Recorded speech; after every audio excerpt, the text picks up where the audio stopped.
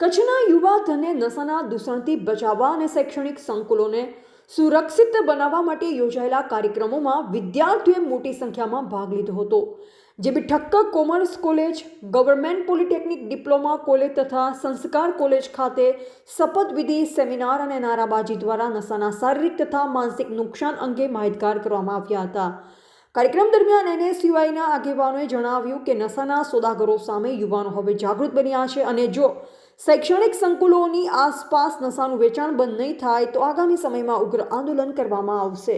ઋષિરાજ જાડેજા, પ્રમુખ કચ્છ જિલ્લા NSUI Gujarat NSUI દ્વારા સમગ્ર ગુજરાતમાં ડ્રગ્સ મુક્ત કેમ્પસ અભિયાનની શરૂઆત કરવામાં આવી છે। તેને અનુસંધાને આજરોજ કચ્છ જિલ્લા NSUI દ્વારા પણ ડ્રગ્સ મુક્ત કેમ્પસ અભિયાનની શરૂઆત કરવામાં આવી।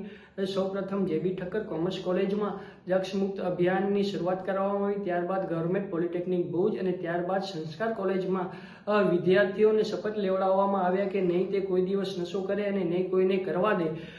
આપણે સૌ જાણીએ છીએ કે ગુજરાતમાં દારૂબંધી હોવા છતાં પણ ખુલ્લેઆમ દારૂ વેચાય છે, ખુલ્લેઆમ ડ્રગ્સ વેચાય છે અને તેનો ભોગ જોવા જઈએ તો ડાયરેક્ટ યુવાધન ઉપર પડી રહ્યો છે। યુવાધન બરબાદ થઈ રહ્યું છે। કોલેજ કરતા યુવાનો આમાં આવીને સંકળાઈ રહ્યા છે અને તેમને બરબાદ કરી રહ્યા છે અને નશાની લતમાં ધકેલાઈ રહ્યા છે। તેથી ગુજરાત NSUI દ્વારા સમગ્ર ગુજરાતમાં નશા મુક્તિ અભિયાન શરૂ કરવામાં આવ્યું છે। ડ્રગ્સ મુક્ત કેમ્પસ અભિયાન શરૂ કરવામાં આવ્યું છે। તેના અનુસંધાને આજરોજ કચ્છ જિલ્લા NSUI દ્વારા પણ નશા મુક્તિ અભિયાનની શરૂઆત કરવામાં આવી અને આવનારા દિવસોમાં પણ કચ્છની વિવિધ કેમ્પસોમાં જઈ નશા મુક્તિ અભિયાનની શરૂઆત કરશે અને વિદ્યાર્થીઓને જાગૃતતા ફેલાવવામાં આવશે।